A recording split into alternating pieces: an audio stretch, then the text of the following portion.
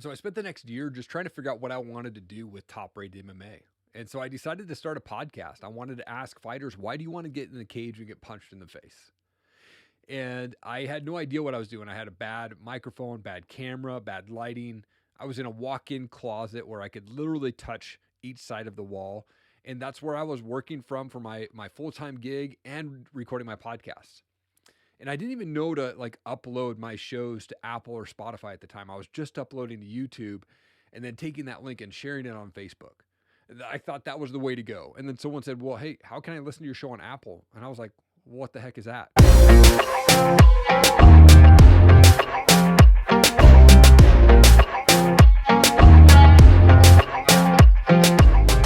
What's going on? Welcome to episode 256 of the Top Rated MMA Show. Super stoked to tell you guys a little bit about the history of Top Rated MMA. So in 2012, I was sitting around the house and wanted to get involved in MMA, but I'm not a fighter. So my wife and I, decided to launch a clothing line. And she came up with the name Top Rated MMA. And so we made a lot of business mistakes, man. We bought so much inventory thinking it was just going to sell like hotcakes, and it really didn't sell. But one of the coolest things though, when we first launched is we started with an event out in the Seattle area. It was put on by Brian Johnson. And we ended up working with John Prince Albert from The Ultimate Fighter, who was a local fighter in that area, to come stand at our booth for our first event. So no one knew who we were. We just show up as Top Rated MMA, and then in comes John Prince Albert sporting our gear, and we sponsored the main event fighter. I think it was Alfonso Gonzalez on the night. And that was our first event. And it went pretty good. We were able to get our name out there, and our brand kind of took off pretty fast in regards to Twitter.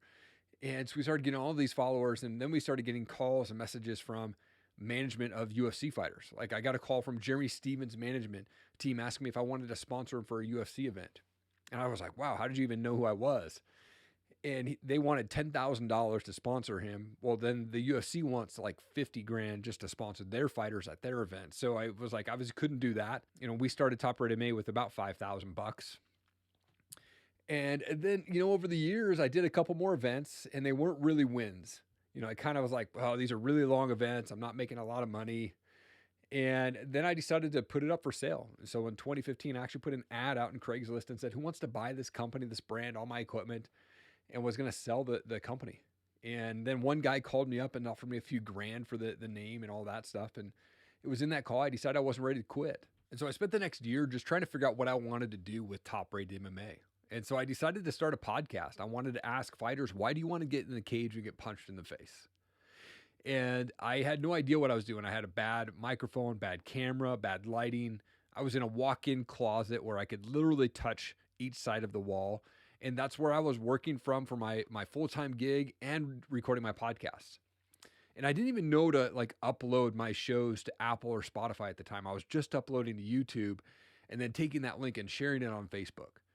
I thought that was the way to go. And then someone said, well, hey, how can I listen to your show on Apple? And I was like, what the heck is that? Right. And so then finally the show evolved. I started to learn all the mistakes that I was going through and all the failures that I went through trying to get this thing up and going. And I really had this mission where I wanted to talk with male and female fighters from around the world and understand their story.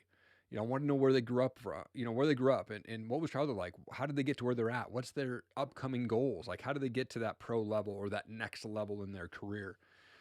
And so 255 shows with probably talking with over 230 fighters from around the world. It's been a really, really fun 4 years and things are evolving. And so I started the Erik Allen Show, or the Bearded Biz Show, actually in 2019. We later changed the name to the Erik Allen Show. And that's really where I talk with entrepreneurs, world changers, and success-minded people. And I ask them the same question. Why do you want to get punched in the face? Now, as business people and entrepreneurs, hopefully not physically, but virtually, why do entrepreneurs want to get punched in the face and get no's, rejected? We go through failures, we go bankrupt, but we keep going for those goals. And so that's the kind of the concept of my other podcast. And I love that show so much. And I just love podcasting. I love talking with fighters. I love talking with anybody that's willing to jump on my show. I'm just so honored. And so with that, episode 256, this show that you're watching right now, is the final episode of Top Rated MMA. I've decided that as I go into 2022 to really shift the focus towards the business side of things, that my business podcast, because it's opened up so many opportunities for me to be able to work with brands and collaborate with brands. And it's taking up a lot of my time. And as much as I love the MMA side of things, I have to go where there's some ROI, where there's something that's going to keep me going and monetizing my show a little bit more. And so that's where I'm going. I'm going to be focusing on that podcast, continue to build that up. Now, I'll always support fighters. I am actually going to be continuing to share content out. I'm just not going to be recording any more shows. But with that, I'm also putting up Top Rated MMA for sale. So if you know of any companies or anybody else that wants to launch a podcast that's already got fighters, it's already got 255 shows behind it, already got a fan base behind it, right? You're literally just taking it over. Let me know. I'm definitely interested in talking to folks that are interested in taking the show over. And I just want to say thank you to some people that have helped support me in that over the last 4 years. Number one, my wife, she kind of like helped me with the goal and the dream of putting Top Rated MMA together. She really ran the business behind the scenes, and I was just kind of the face guy. And so she was the one that helped me through everything. You know, she got us the name, like she approved all the logos, all of that stuff. And I want to say thank you to Brian Johnson for helping us, giving us a shot to be at his event. And his team out there is amazing. Thank you to the very first guest of the Top Rated MMA Show, Alan Howcroft, who helped me get sponsorship on a banner in Oklahoma when I first started. I had no idea who was fighting, what the promotion was about, but this guy hooked me up and I was able to get my logo on a banner out there. And it was the first event that we officially ever sponsored. And it was so cool. So Alan, thank you so much for taking time out of your day. We talked for years online before we actually had a chance to jump on a Zoom and record a show, man. So thank you so much to Alan. I appreciate you, man. All the work that you put in over the years. And I'm excited to see you continue to kick butt, man. Thank you so much, man, for kicking off Top Rated MMA's podcast. Thank you to Warrior Camp, Rose and Pablo Alfonso. Man, you guys are amazing, and you're doing so many good things with your show. And I just pray that it continues to go awesome. Thank you to the Fusion Fight League guys. Man, that's a great promotion out there in Montana. Everybody should be following those guys.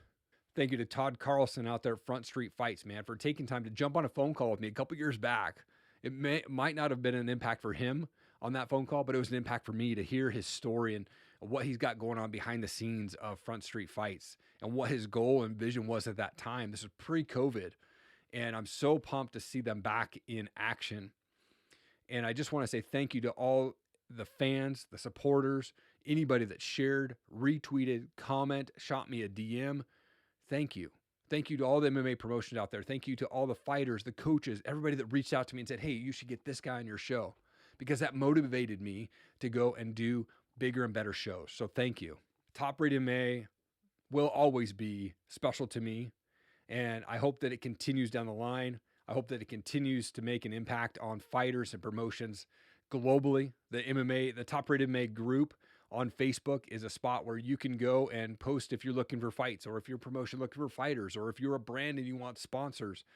If you're a fighter and you're looking for sponsors, go post in there. If you're a brand and you want to sponsor fighters, go post in there.